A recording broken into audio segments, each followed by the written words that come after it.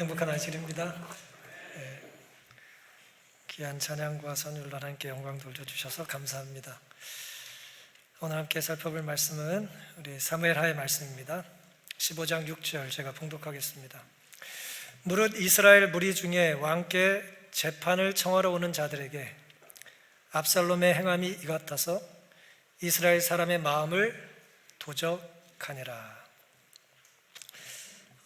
오늘은 종교 자유 안식일입니다. 종교는 자유라고 말을 하지만 상당히 많은 경우에 믿을 자유 혹은 믿지 않을 자유가 갈등을 일으키죠. 오늘 우리에게 우리가 어떤 분을 섬기고 살고 또 우리가 어떤 마음으로 섬겨야 하는지를 본문을 중심으로 좀 살펴보기를 원합니다. 마음을 빼앗기지 말자라는 제목으로 종교 자유 안식일을 맞아서 함께 은혜를 나누겠습니다. 이스라엘 사람의 마음을 압살롬이 도적질했다고 그랬는데요, 마음이라고 번역된 히브리어 레브라는 말은 내부 인간, 마음, 정신 혹은 의지 혹은 생각을 말합니다. 생각은 말 그대로 자유인데 내 생각을 누가 대신 해준다는 거예요. 내가 허락해 주지도 않았는데. 이제 압살롬이 그런 일을 한 것입니다. 압살롬은 어떻게 백성들의 마음을 도적질했을까요? 지금 설교자가 여러분의 마음을 도적질하지 않도록 정신을 바짝 차리고 계셔야 됩니다. 압살롬은 어떻게 백성들의 마음을 도적질했을까요? 연인이 있으면 연인이 내 마음을 뭐 해주고 싶어요? 뭐 했으면 좋겠어요? 내 마음을 좀 가져갔으면 좋겠잖아요. 그렇죠? 뭐 그런 생각 한 번도 안 해보셨습니까?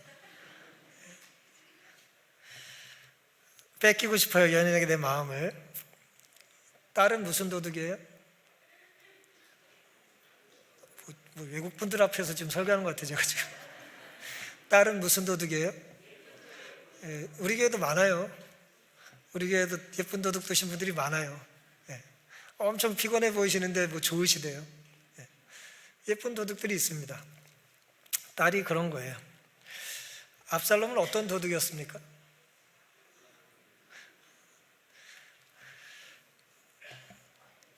압살롬이 백성들의 마음을 어떻게 도적질했는지를 우리 본문을 중심으로 좀 살펴보겠습니다. 압살롬은 먼저 다가 말을 걸었고요, 그리고 관심을 보였습니다. 누군가의 마음을 도둑질하기 위해서 해야 될 첫 번째 압살롬의 전략이 먼저 다가가 말을 걸고 또 관심을 보인 것입니다. 사무엘하 15장 2절입니다. 압살롬이 일찍 일어나 성문길 곁에 서서 어떤 사람이든지 송사가 있어 왕에게 재판을 청하러 올 때에 그 사람을 불러서 이르되 너는 어느 성 사람이냐? 그 사람의 대답이 종은 이스라엘 아무 지파에 속하였나이다 하면 그랬습니다. 지체 높은 왕자잖아요, 그렇죠? 재판을 받으러 온 사람은 마음이 어때요? 마음이 너그럽고 여유가 있습니까? 아니죠. 다들 정말 긴장을 하고 죽을 것 같고 억울하고 괴로워서 재판을 받으러 오는 거잖아요. 왕에게 이제 도와달라고 요청하러 오는 것 아닙니까?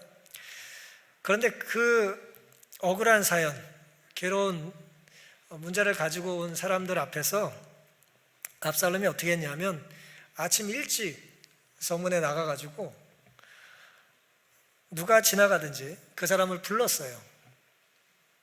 겁주려고 부른 게 아니라 관심을 가지고 부른 겁니다. 이렇게 한번 좀 와보세요, 이렇게. 그리고 다가가면 뭐예요? 어디서 오셨어요? 이렇게 친절하게 묻는 겁니다. 마음을 훔치기 위해서 따뜻하게 말을 걸고 친절하게 이제 관심을 보여준 것이죠.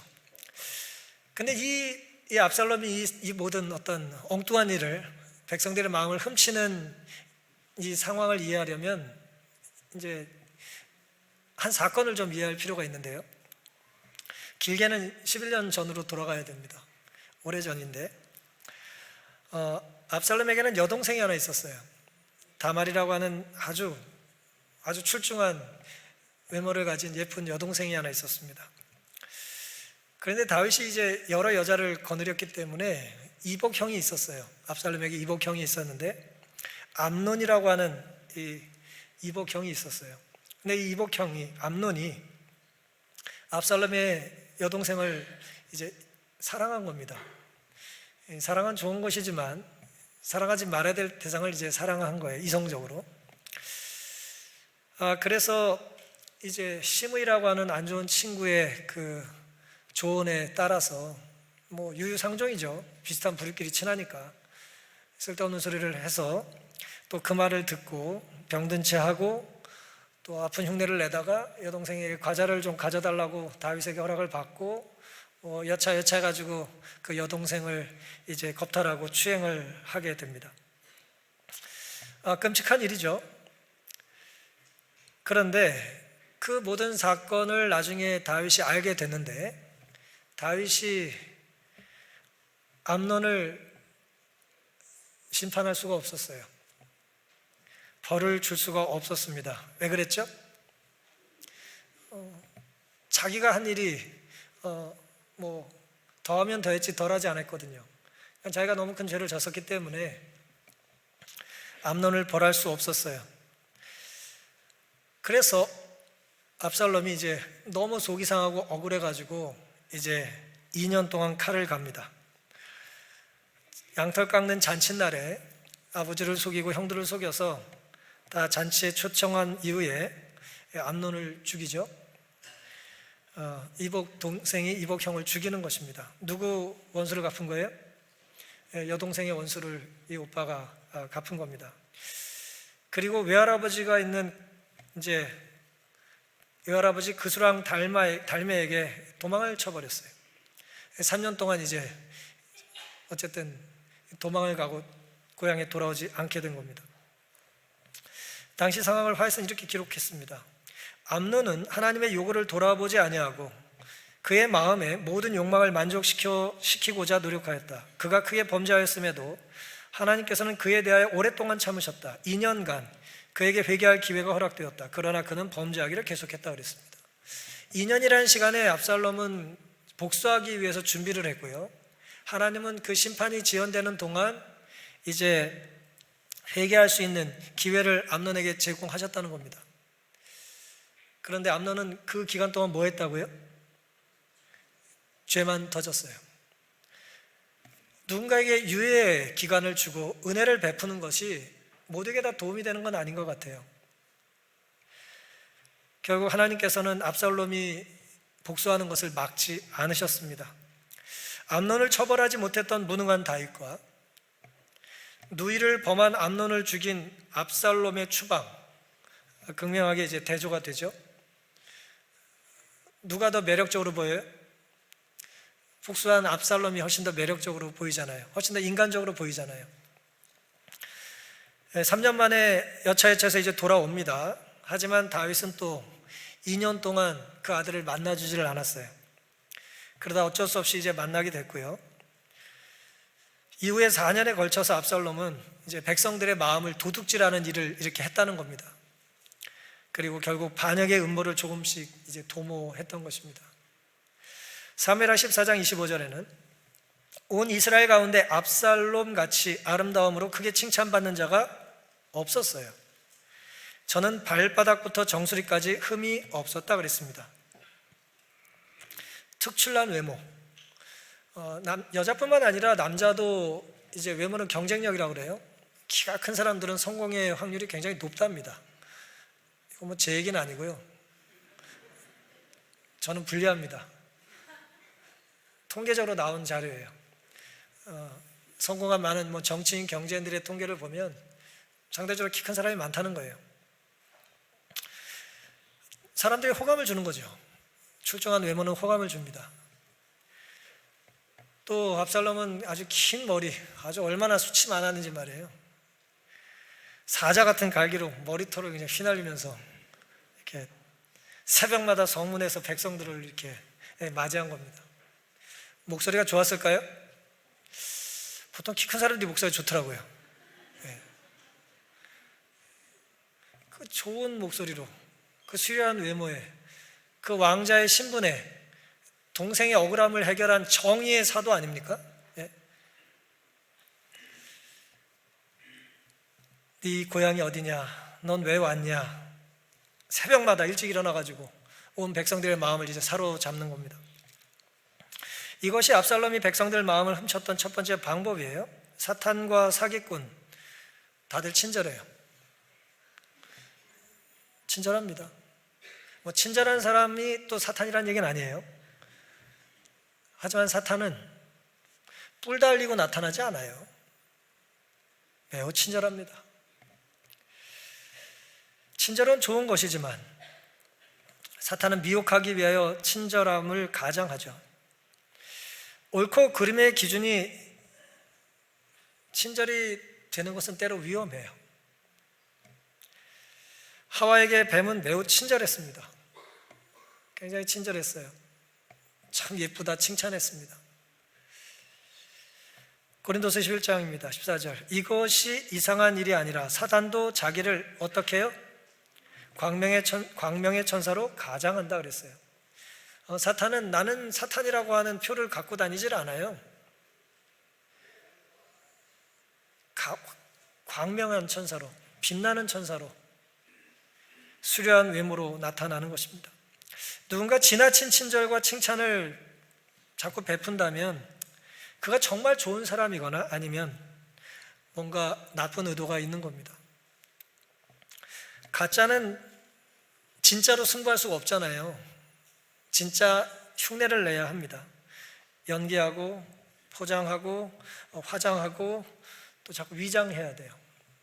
이게 압살롬이 그날 또 여러 해 4년 동안 했던 일입니다. 하지만 주님은 그러실 필요가 있어요, 없어요? 주님은 그러실 이유가 없습니다. 가장할 필요가 없으시죠? 한결같으십니다. 그런 주님께서는 모두에게 친절하실 뿐 아니라 때로 진리 앞에서 우리에게 강력하게 이제 호소하시고 질책하실 때도 있습니다. 의도적이고 계산된 친절이 아니라 주님처럼 자연스럽게 내 인격이 드러날 수 있는 그런 인격과 또 향기와 또 모습이 있게 되기를 간절히 바랍니다. 압살롬이 백성들의 마음을 사로잡은 두 번째 이제 전략은 다윗의 무능을 이제 은근히 비판하는 겁니다. 불평을 해요. 그것도 매우 이제 세련되게 불평을 하는 거죠. 3절입니다. 사무엘하 15장 3절. 압살롬이 저에게 이르기를 너의 일이 옳고 바르다마는 너의 송사 들을 사람을 왕께서 세우지 아니하셨다 하고. 왕은 누굽니까? 다윗이요. 네가 억울하다. 네 입장이 옳다. 내가 보면 그렇다. 그런데 너가 옳고 그른지를 판단해 줄 재판할 사람을 누가 세우지 않아요? 왕이 지금 세우지 않는 걸 어떻게 하면 좋겠냐 라고 이제 이야기를 하는 것입니다. 내가 힘들 때 내 편 들어주면 좋아요? 그렇죠? 내 편 좋잖아요. 억울할 때, 괴로울 때, 외로울 때 누가 내 옆에서 밥을 먹어주고 나에게 말을 걸어주고 다가와 손을 내밀어주면 얼마나 좋습니까? 압살롬은 그 빈틈을 노리는 것입니다. 그리고 정의롭지 못한 상황과 이래 불의한 왕에 대하여 이제 분노하는 마음을 갖도록 자꾸 이렇게 조장하는 것입니다. 모든 권한이 왕에게 있기 때문에 내가 할 수 있는 것은 없다. 왕이 왕노릇을 제대로 못한다고 내가 할 수 있는 게 뭐가 있겠냐 라며 이제 끊임없이 백성들의 마음을 훔치는 목소리를 높이는 것입니다. 재판 전에 이미 자신이 판결을 내리는 거죠. 나 같으면 너의 억울한 일을 해결해 줄 수 있겠으나 나에겐 그런 권한이 없는 걸 어떻게 하면 좋겠냐. 내가 왕이라면 모를까, 내가 재판장이라면 모를까, 뭐 그런 이제 이야기를 자꾸 흘리는 것이죠. 왕이 공의를 행사하는 데 부주의하고 무관심하다는 것을 넌지시 암시했다는 거예요. 왕이 지금 정직하지 않아요. 부지런하지 않아요. 꼭 찝지 않아도 예를 들어 뭐 다 알아들어요.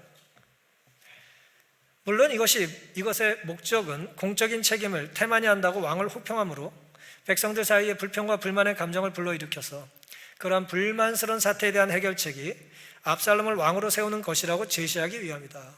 자기가 왕이 되고 싶다는 얘기를 하지 않아도 이런 불평을 자꾸 하게 되면 어떻게 생각을 해? 사람들이 누가 왕이 되면 좋겠어요? 이런 분이 왕이면 얼마나 좋을까? 이런 잘생긴, 이런 친절한, 이런 멋진 사람이 왕이 되면 얼마나 좋을까? 이제 그렇게 사람들이 생각을 하게 됐다는 거죠. 정력과 야망은 있으나 절적 없는 압살롬은 추방으로 인해 국사에 관여하지 못했으며 얼마 후 위험스러운 음모에 몰두하게 되었다. 이제 추방당했다가 이제 이런 음모를 돌아와서 꾸미게 됐다는 것이죠. 결국 압살롬의 이제 의도는 자신이 쫓겨난 것도 억울한 것이고 네가 당한 형편도 억울하다 이거예요. 내가 제대로 왕자 노릇을 하고 내가 이제라도 뭔가 힘을 갖게 되면 너의 억울함을 뭐 해주겠다는 거예요? 해결해 줄 수 있겠다는 거예요. 지금 사회가 너무 불이한 거예요. 공의롭지 못합니다. 정치가 타락하고 왕이 균형을 잃은 거예요. 백성들의 판단으로는 왕자가 범죄자라기보다 차라리 영웅이었다 그랬어요.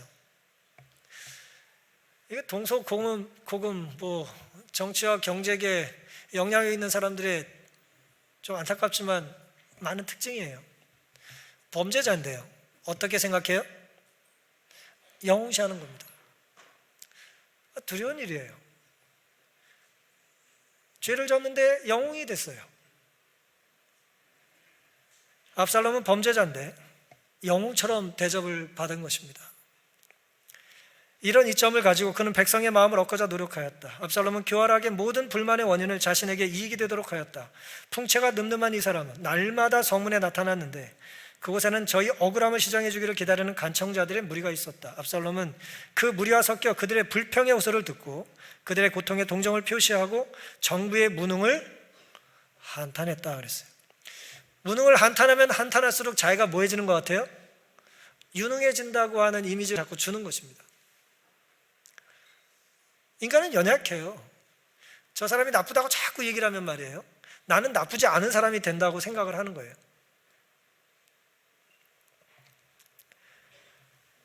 당시 백성들에게는 압살롬이 범죄자가 아니라 영웅이었습니다. 안타깝고 두려운 일이죠. 우리가 하나님을 불신하면 율법은 필요가 없어져요. 옳고 그름의 기준이 사라지는 거예요. 사람들은 위기의 순간에 옳고 그름보다 유리한지 불리한지가 선택의 기준이 될 때가 얼마나 많습니까? 저 사람이 리더가 되는 게 나에게 유리한가? 라고 자꾸 묻는 거예요. 이미 에덴에서 사탄은 동일한 방식으로 하와를 유혹하고 또 성공했습니다. 창세기 3장입니다. 여호와 하나님의 지으신 들짐승 중에 뱀이 가장 간교하더라. 뱀이 여자에게 물어가로되 하나님이 참으로 너희더러 동산 모든 나무의 실과를 먹지 말라 하시더냐. 참으로가 중요해요. 참으로, 진짜냐? 하나님이 진짜 그랬어? 한 번, 두 번 할 때마다 그 먼저 말했던 말이 뭐라는 거예요? 진짜일 수가 없다는 의심을 암시하는 거예요. 진짜야? 정말이야? 되묻는 거죠.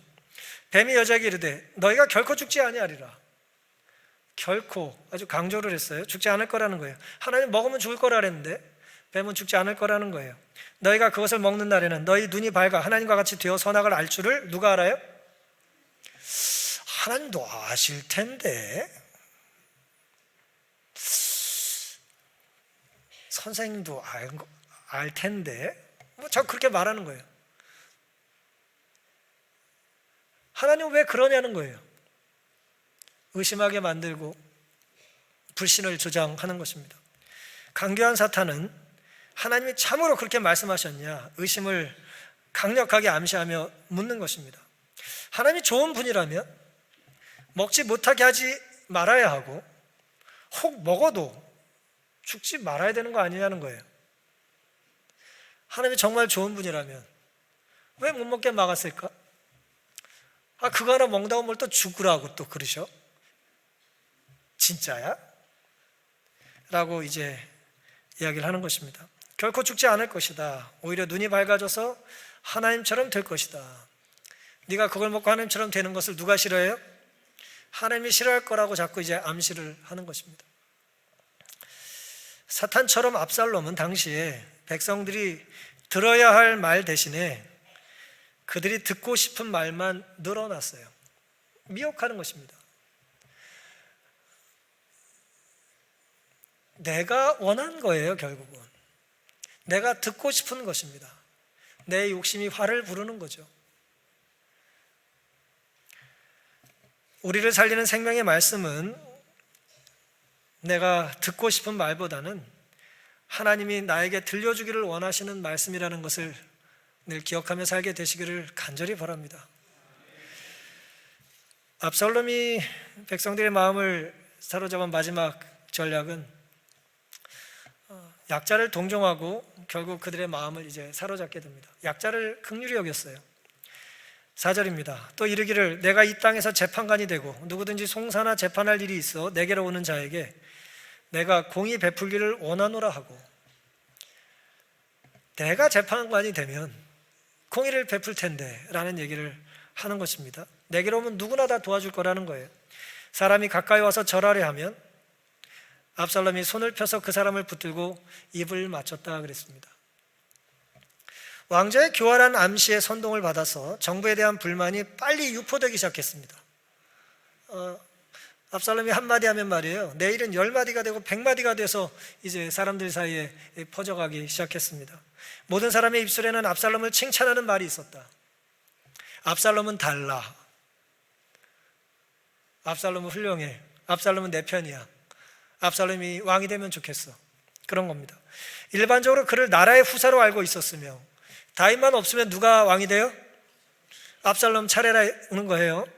일반적으로 그를 나라의 후사로 알고 있었으며 백성들은 그가 이 높은 신분에 처할 만하다고 자랑스럽게 그를 바라보았고 그를 보좌에 앉히려는 열망이 불타올랐다 그랬어요. 왕이 될 자격이 충분하다고 본 거예요.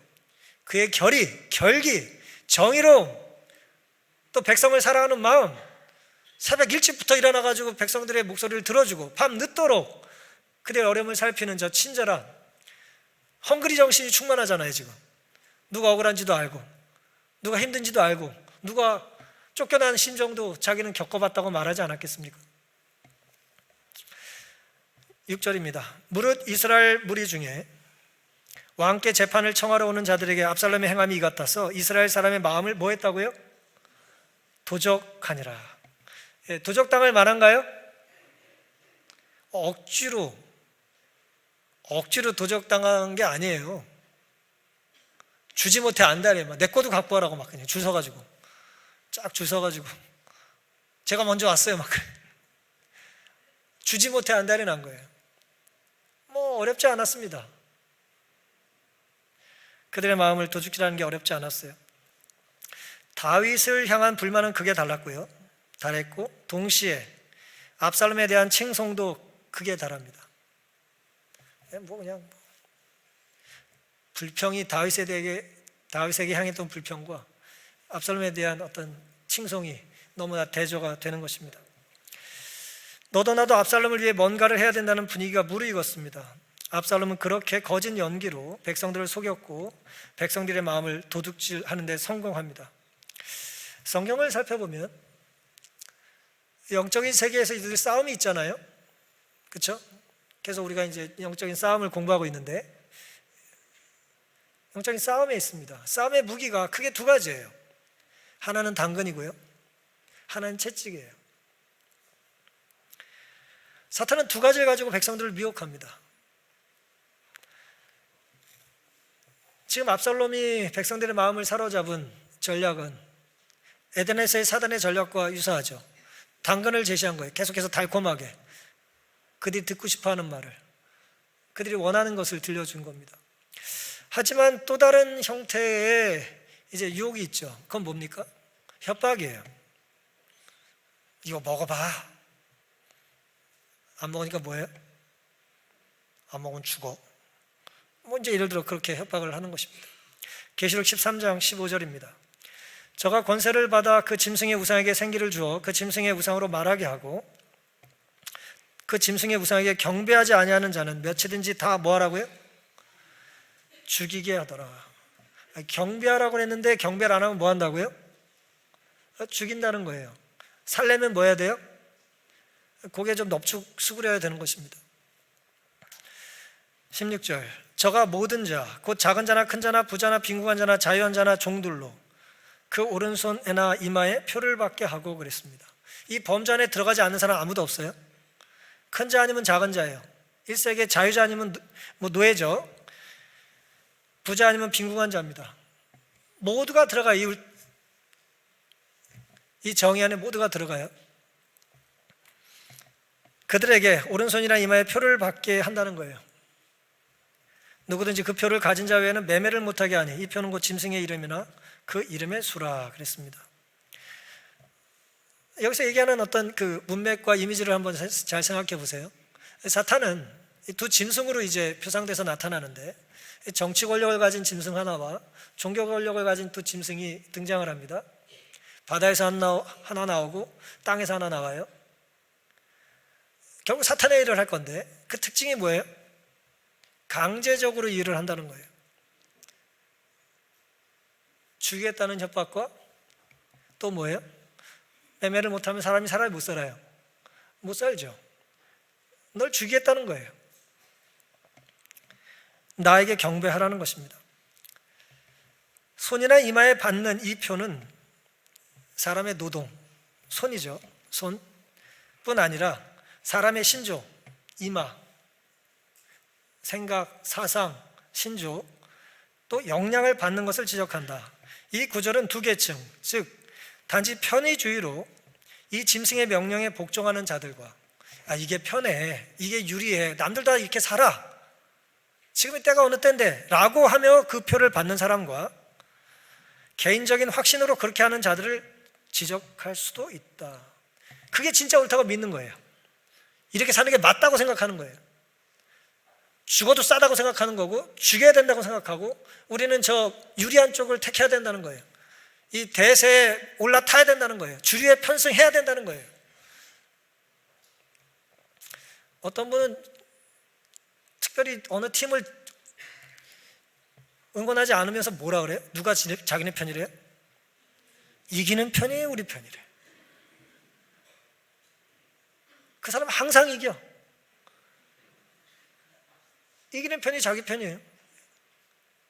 그런 마음으로 응원을 하는 것입니다.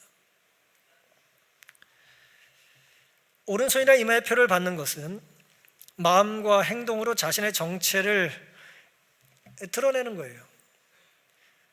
그게 뭐 당근 때문이든 채찍 때문이든 어쨌든 내 정체를 이제 그렇게 드러내는 거예요. 어떤 사람은 유리하다고 생각하니까 어떤 사람은 그게 옳다고 확신해서 그렇게 사는 것입니다. 하지만 하나님은 하나님을 섬기라고 강제하거나 속이시지 않습니다. 하나님이 여러분을 이 교회로 인도하시기 위해서 하나님의 자녀로 삼기 위하여 뭐 강제하셨어요? 협박하셨어요? 잘 모르시겠어요? 하나님은 그럴 이유가 없습니다. 그것이 사실이라면 과장할 필요가 없잖아요. 그것이 사실이라면 겁을 줄 이유가 없는 거잖아요. 그냥 담백하게 그냥 서술하면 되는 거예요. 이게 옳다, 이게 맞다, 이곳으로 가야 구원이 있다, 나를 믿으면 네가 구원받는다. 물론 열정적으로 혼신의 힘을 다해서 설명하시고 설득하시고 두드리시죠. 하지만 강제하지는 않으셔요. 그것이 사랑의 속성이기 때문에 그렇습니다.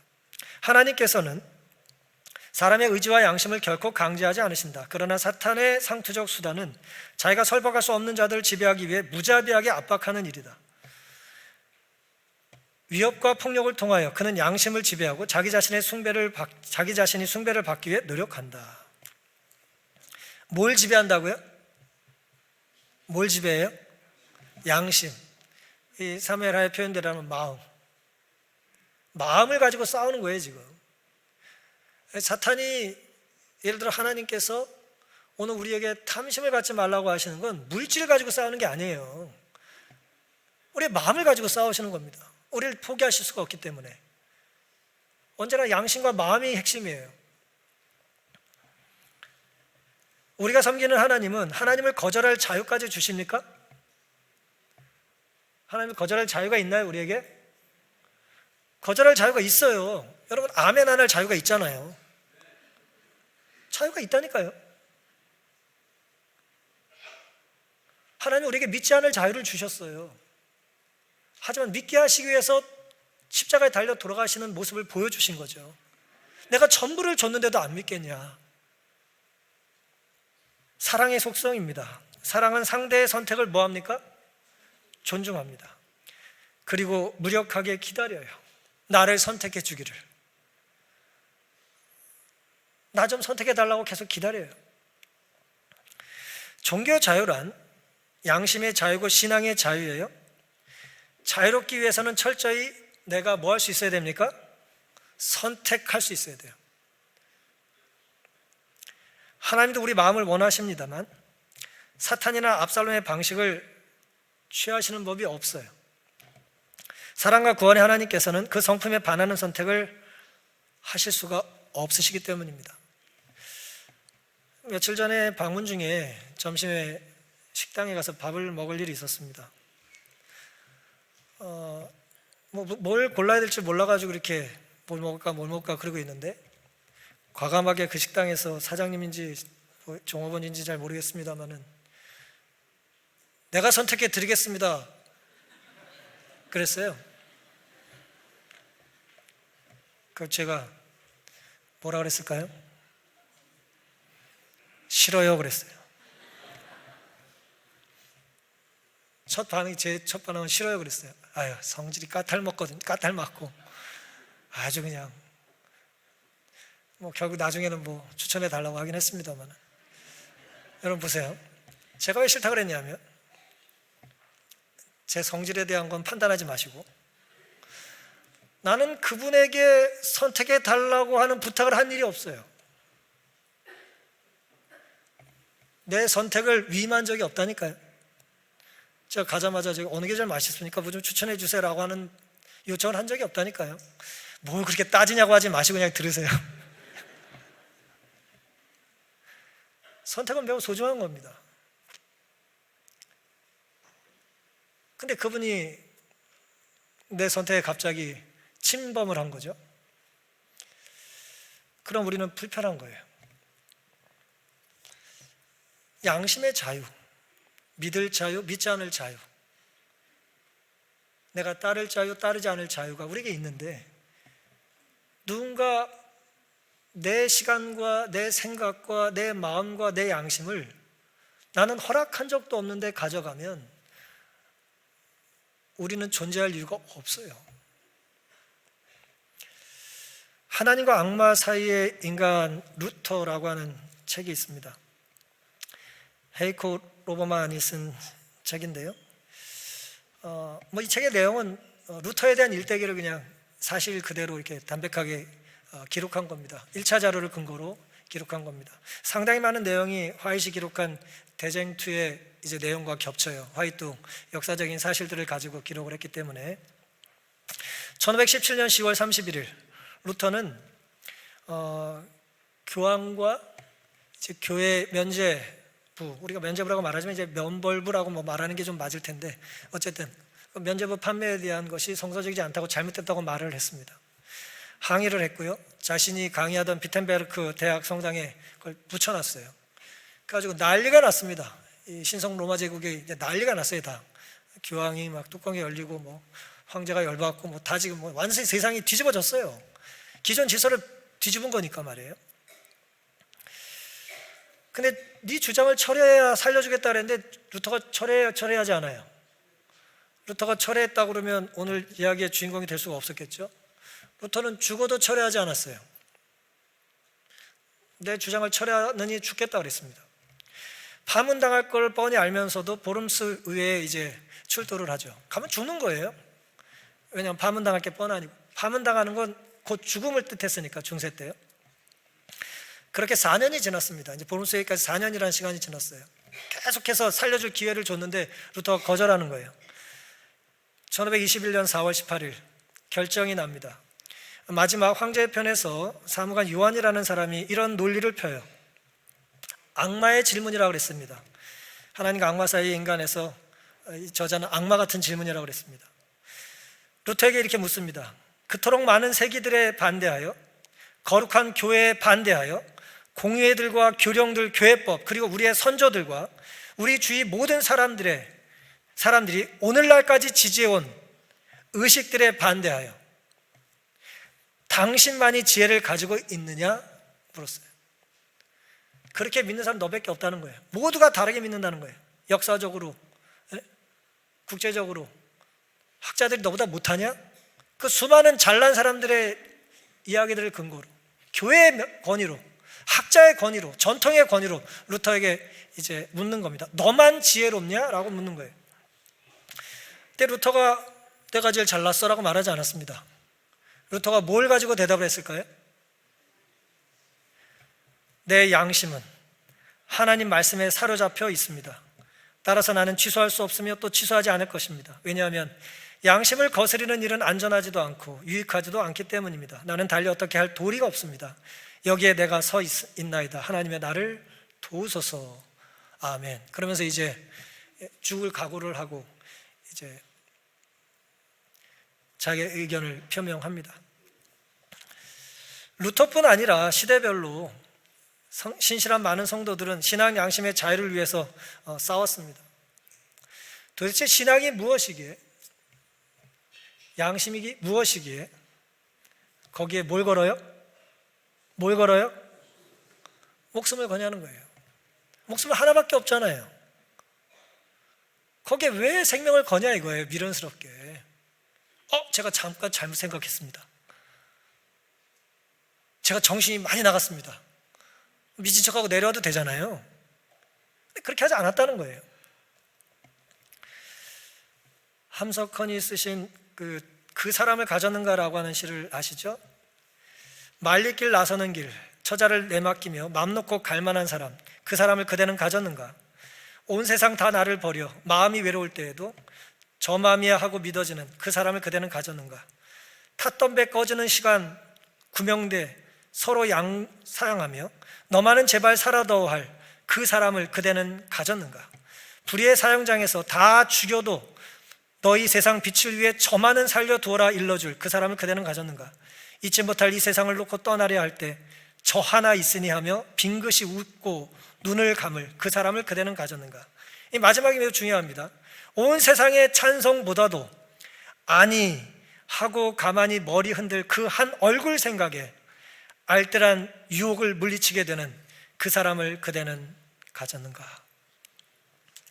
모두가 이것이 옳다고 말할 때 단 한 사람이 그래도 그건 아닌 것 같아라고 말한다면 그 표정 때문에, 그 사람 때문에, 그 사랑 때문에, 그 인격 때문에 내가 유혹을 물리칠 수 있을 만한 그런 사람이 있냐는 거예요. 사랑하는 성도 여러분, 함석헌 사상가는 1947년 3월 17일에 월남을 했고요. 그해 7월 20일에 이 시를 썼습니다. 4달 전에 이제 남한으로 왔는데 이런 경험을 한 거죠. 집을 떠나면서, 가족을 두고 나오면서 이분의 온통 관심은 마음과 그 사람의 생각이었어요. 내가 믿을 수 있는 단 한 사람의 반대 때문에 알뜰한 유혹 물리칠 수 있는 그런 선택, 그것이 우리가 오늘 시간 내내 말씀드린 마음과 양심의 이야기예요.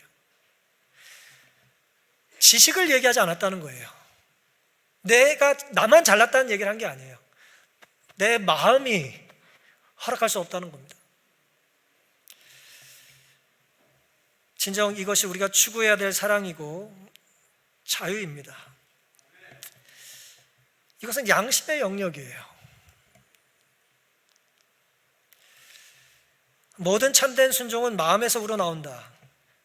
그리스도와 함께 일하는 것은 마음이다 그랬습니다.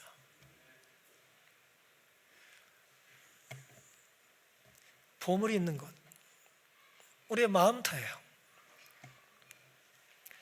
하나님께서는 아무도 믿도록 강제하지 않으신다. 그들은 하나님께서 주고자 하시는 증거들을 신뢰하는 길을 택하거나 의심하고 멸망하는 길을 택하거나 할 수 있다.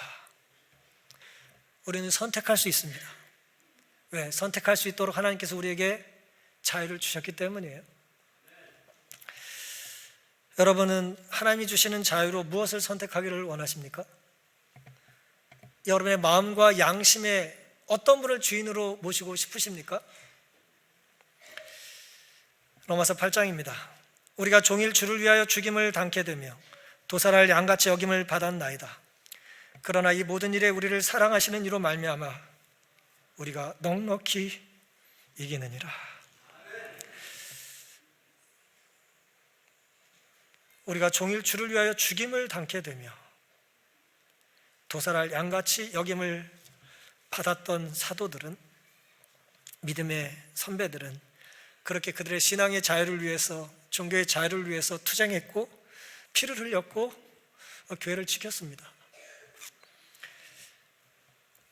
그리고 눈에 보기에는 많은 사람들이 실패한 것 같았지만 성령께서는 말씀을 통하여 이 모든 일에 우리를 사랑하시는, 우리를 구원하시기 위하여 강제하실 수 없으신 그 사랑의 하나님께서 우리를 끝까지 붙잡고 포기하지 않으시기 때문에 우리는 결국 넉넉히 이기게 될 것입니다. 미련스러워 보이고 큰 손해를 보는 것 같아도 믿음의 선한 싸움을 싸우는 일을 멈추지 않게 되시기를 간절히 바랍니다. 우리 주변에는 때때로 실족하여 넘어지는 사람들의 소식이 들릴 거고요, 어둠의 빛처럼 승리의 소식들도 듣게 될 겁니다. 그것이 결국 그들의 선택이에요. 각자의 선택입니다. 오늘 우리의 마음속에 들려주시는 하나님의 음성을 들어 순종할 수 있게 되기를 간절히 바랍니다. 사탄의 유혹은 안전하지도 결국 유익하지도 않을 것이라는, 양심을 저버리는 일은, 양심을 거슬리는 일은 유익하지도 않고 안전하지도 않다는 500년 전의 루터의 고백이 살아가는 동안 우리의 다짐이요 선택이 될 수 있기를 바라면서 오늘 말씀을 마치겠습니다.